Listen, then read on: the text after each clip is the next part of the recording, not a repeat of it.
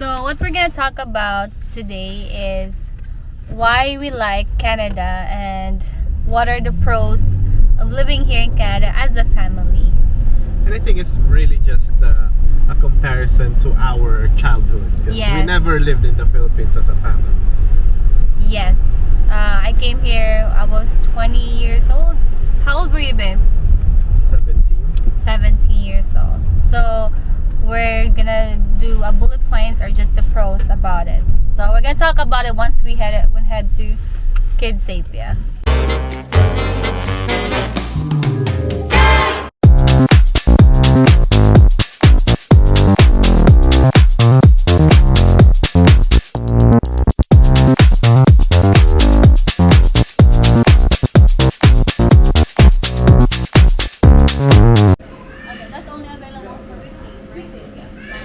Let me see the bracelet you have.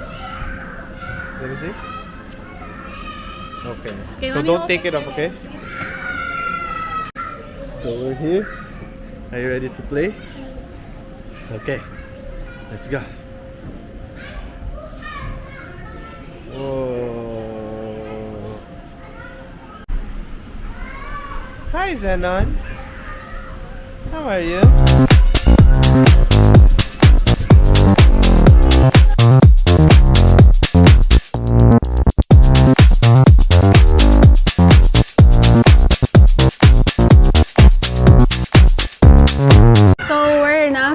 Kids Sapia. This is actually our favorite indoor playground because first, it's inside the mall. There's a lot of things we can do inside the mall.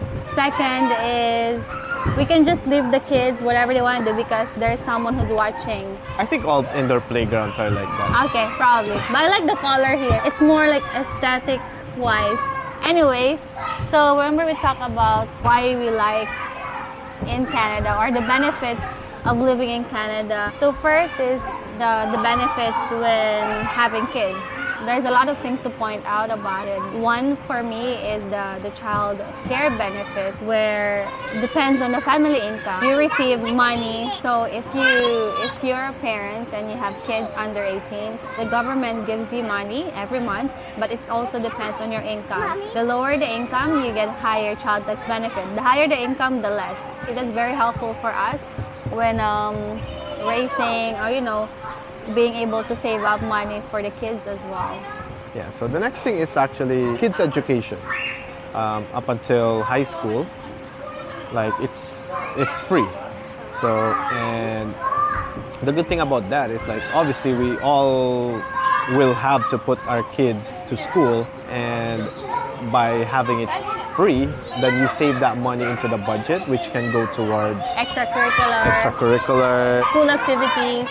Yeah, like all the different, like basically like activities for them. So instead of paying for school, because again, it's already taken care of by the country. Yeah, and I remember back home, I pay in school to enrollment and then also for exams. Yeah. Here we don't pay for it.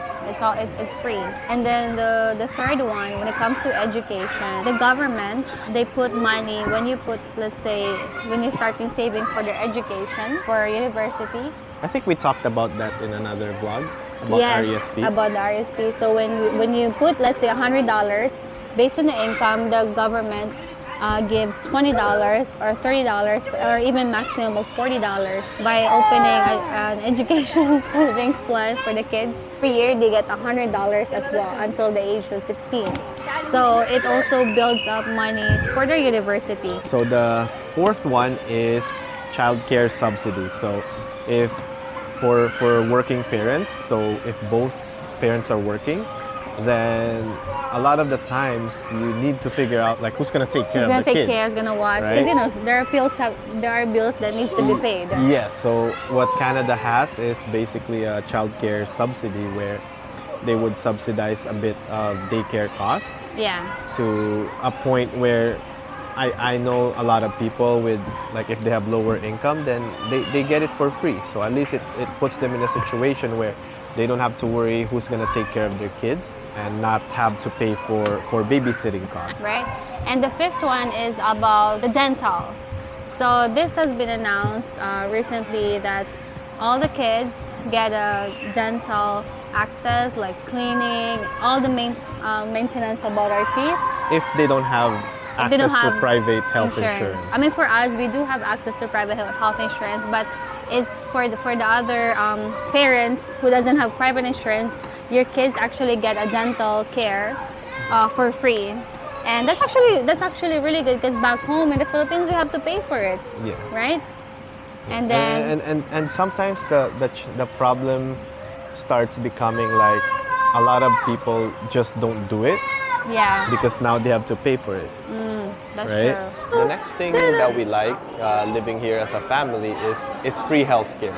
And I think it's not just if you have a family, but it's also if like anyone that really lives here. Now it depends on the province you live on, but free healthcare really has like a huge benefit. Same thing with what I talk about with free dental. A lot of the times, especially back home in the Philippines, based on experience, when people get sick, they don't go to the doctor just because it's another expense.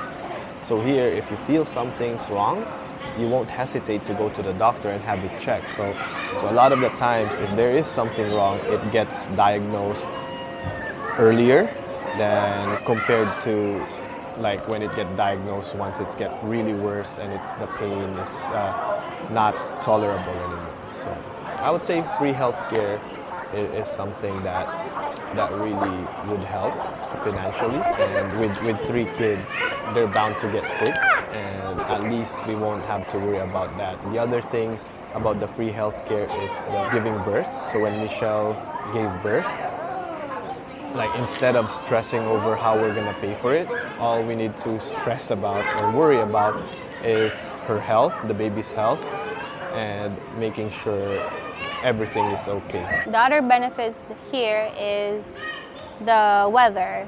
So we have all 4 seasons.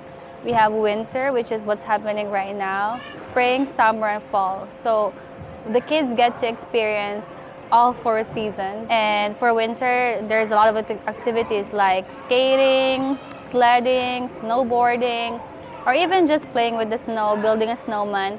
When it comes to spring, like, planting, or they get to see how the flowers bloom from being dry. And in the summer, lots of things like beach, outdoor activities, swimming, play, water park, and any summer activities actually. And then when the fall, they get to see it's the beautiful season of all, because they get to see different colors of leaves. And Zamira loves it, how she sees the changes on it. And I would say yes, when it comes to this season, the kids get to experience everything. Now, when it comes to having a multicultural, and not just with culture, but really diverse, I would say diverse population, it is important to have that, because instead of just learning it in theory through the book, they learn it in practice. So in like